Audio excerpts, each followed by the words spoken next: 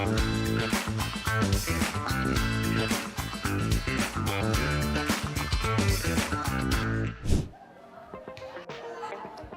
apa hari ini? Ada putusan baru dari MK yang dikeluarkan pada 15 Agustus 2023 di mana tempat pendidikan dan juga fasilitas pemerintah diperbolehkan untuk mengadakan kampanye. Nah, hanya dengan undangan dari pihak sekolah misalnya, para capres ataupun caleg diperbolehkan untuk adu gagasan dengan syarat tidak membawa atribut kampanye. Nah, kira-kira apa tanggapan dari para siswa yang sudah memiliki hak untuk memilih caleg dan capresnya? Kalau menurut aku untuk di lingkungan sekolah sebenarnya belum terlalu perlu Kak, karena balik lagi ke anak-anak SMA itu menurut aku sendiri kematangan emosionalnya belum baik, itu juga menimbulkan kericuhan juga kan nantinya. Terus akan ada ketidakadilan di antara calon-calonnya. Dari saya anak IPA sendiri yang tidak terlalu banyak belajar politik, itu sangat berpengaruh sekali karena di umur kita saat ini 17 tahun itu sangat perlu sosialisasi mengenai pemilu, dan jika ada kampanye secara langsung di sekolah itu kita jadi tahu gimana caranya melihat pemilu secara langsung, jadi langsung dilihat oleh mata kita di sekolah.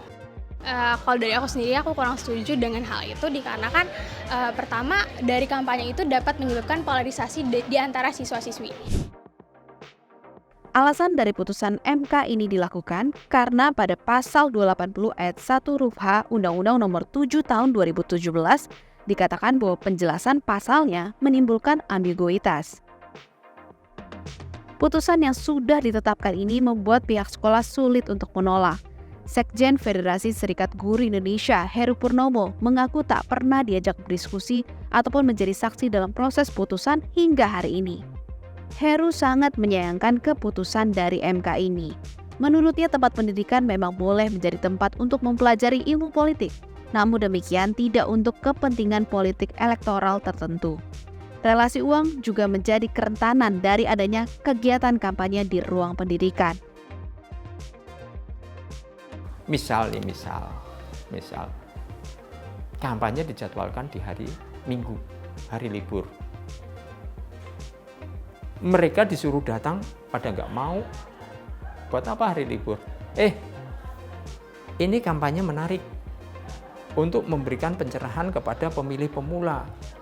Jangan lupa kehadiran kalian di sini akan diberikan transport untuk beli bensinnya sehingga kalian datang ke sana. Nah, itu kan memungkinkan. Itu memungkinkan.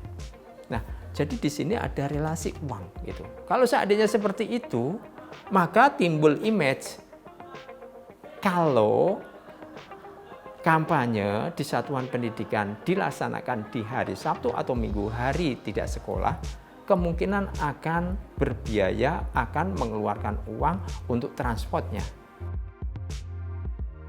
Adapun selain politik uang, Komisi Perlindungan Anak Indonesia mengatakan bahwa kampanye di lingkungan sekolah berpotensi melanggar hak konstitusional anak.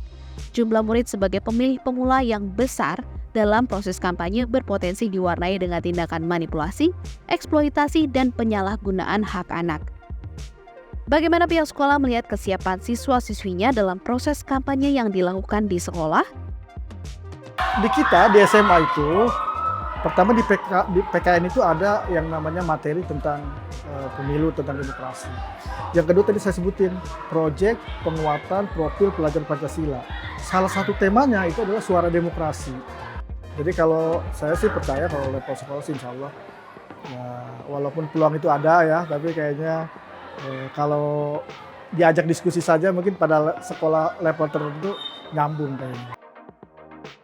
Dalam mencegah keberpihakan, apalagi perpecahan, dalam pelaksanaannya KPU mesti jelas merinci syarat undangan yang ditujukan kepada semua kandidat. Dengan demikian, para kandidat pemilihan presiden punya hak setara untuk datang ke kampus dan sekolah.